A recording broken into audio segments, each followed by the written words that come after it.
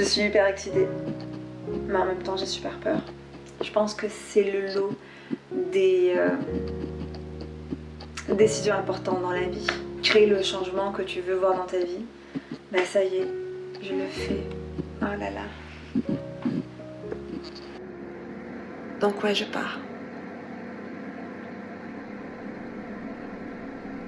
J'arrive pas à croire que je dis ça.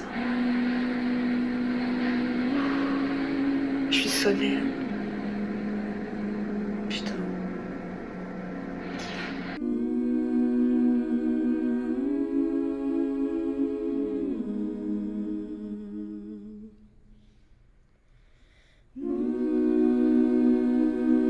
Pensez-vous qu'il a été facile de prendre cette décision? Celle de tout quitter, de laisser derrière soi, de m'envoler encore une nouvelle fois. Faire le choix de s'écouter, et puis douter, questionner.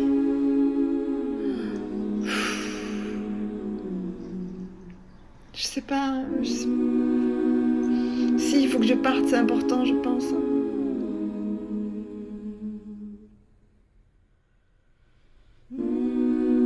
Je sais pas si c'est la bonne décision, je sais pas si partir c'est une bonne idée. Je sais pas ce que je fous. J'ai l'impression de faire du surplace. Je suis quand même libre de tout ça. Mais il manque quand même quelque chose d'essentiel qui fait que je me sens pas bien malgré tout. Tu vois?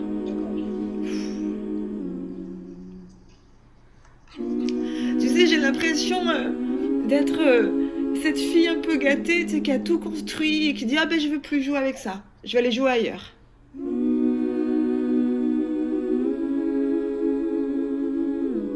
Quand est-ce que l'on sait qu'une histoire se finit?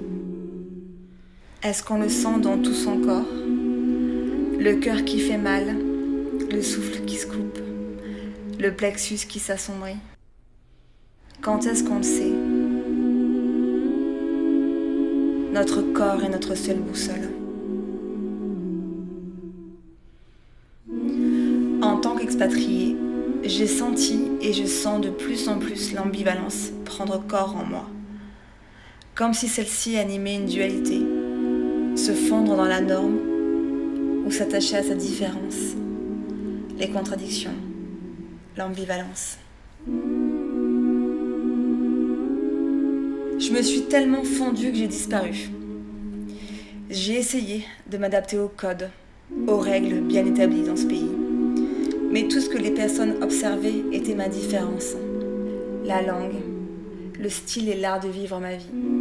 Ce n'était plus une force, mais devenu un véritable frein. J'en ai perdu le goût et la joie de vivre. Ma place est-elle toujours ici? Je ne peux pas jouer à être une autre que moi. Être soi ressort toujours. Là est la force de l'expatriation. Notre seule richesse, c'est notre capacité à rester soi-même authentique, qu'importe le lieu d'atterrissage sous nos pieds. C'est à Vancouver que je me suis rencontrée. Je l'ai écrit, photographié, filmé, partagé. Mais c'est que Vancouver, pour moi, ça a été indispensable dans mon parcours. Ça m'a montré des choses que j'aurais jamais imaginées de moi. Jamais. Ouais, c'est pour ça. Donc, en fait, je pars remplie de toute mon expérience. Les mots en bouche, la caméra au point. Ici, j'ai ouvert les yeux. Je me suis amusée à capturer le monde autour de moi. Capturer des images durables des corps, des objets, des paysages, une empreinte dans le temps. J'ai toujours pensé que la photographie, c'est transcender ce que l'on ressent, dévoiler une certaine vérité intime. Aujourd'hui, j'ai exposé mes photos que j'ai prises en Inde il y a 2 ans et fierté absolue. J'ai été très émue de voir les photos dans les cadres.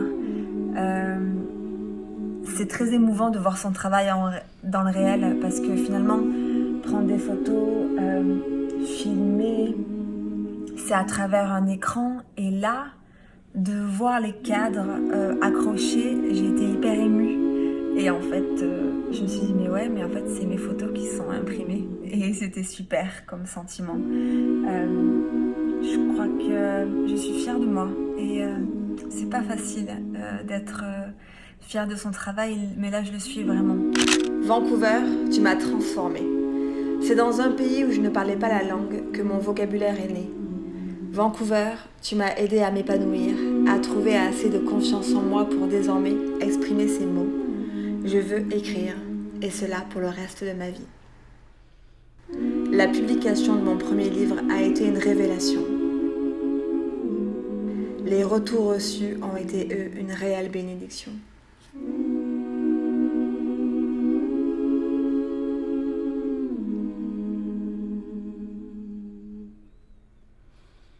Je pensais que j'avais tout. Oh putain! La vie de rêve, le travail patient, l'appartement merveilleux, l'entourage bienveillant.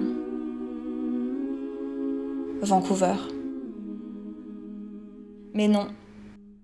Plus d'inspiration, plus d'énergie, plus d'envie, plus de motivation, envie de rien, rien faire, créer, vivre. Faire face à une réalité qui ne me fait plus rêver. Le vide, l'ennui, le sombre, rideau.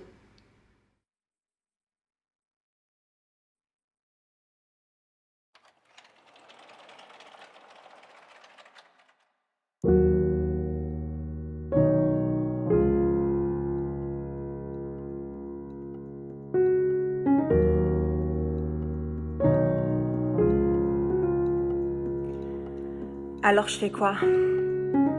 Est-ce que je reste dans mon appartement dans lequel je viens juste d'aménager, en me disant que ça passera ?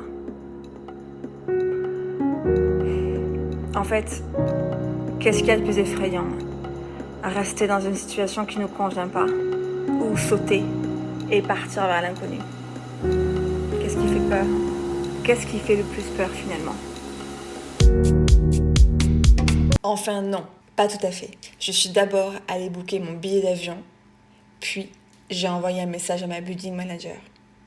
Voilà. Là, j'ai sauté. Et désormais, je peux plus reculer. Je n'ai aucune idée de ce qui va se passer. Je ne sais pas ce que je vais créer. Je ne sais pas ce qu'il va y avoir dans ma vie. Mais ce que je sais aujourd'hui, c'est que ce que je vis là, ce n'est pas ma vie. En tout cas, ça l'est plus. Et c'est plus la vie avec laquelle je me sens épanouie. Ça, c'est sûr. J'en suis certaine. J'ai une vision de moi très précise dans le futur et elle est plus en adéquation à ce que je vis aujourd'hui. J'ai arrêté d'attendre qu'un jour mes rêves se réalisent. Je me suis posé cette question d'apparence toute simple. Andrea, qu'est-ce que tu as envie de vivre au fond de toi ? Il y a 6 ans, je criais sur tous les toits que Vancouver était un puits infini d'inspiration. Aujourd'hui, je m'envole la chercher ailleurs.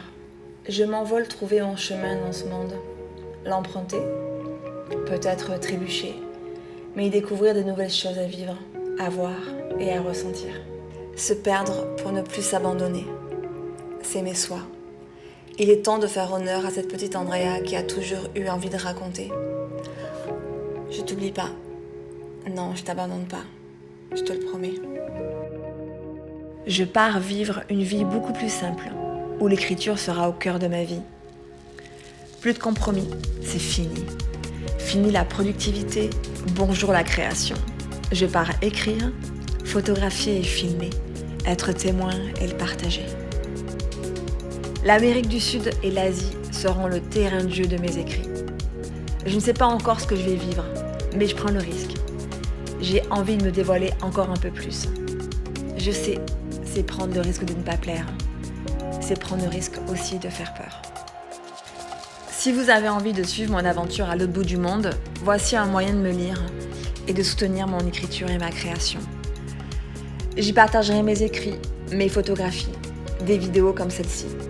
Tout ce que je vivrai sera partagé ici. Plus de restrictions sur les mots et sur le politiquement correct. Cash, vrai, cru. La vie telle qu'elle sera vécue. Je pars le 5. Ouais, je pars le 5. Je clôt le chapitre de Vancouver avec l'ultime conviction que le meilleur reste à venir.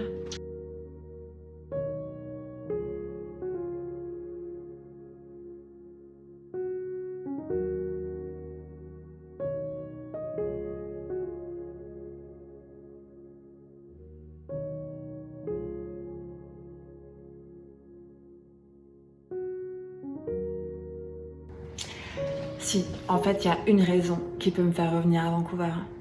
La seule qui m'obsède. L'amour. Rien de surprenant. J'ai un projet très important de documentaire sur les relations amoureuses à Vancouver, auquel je crois très fort. Et puis, l'amour, dans toutes ses formes. On verra ce qui se passera.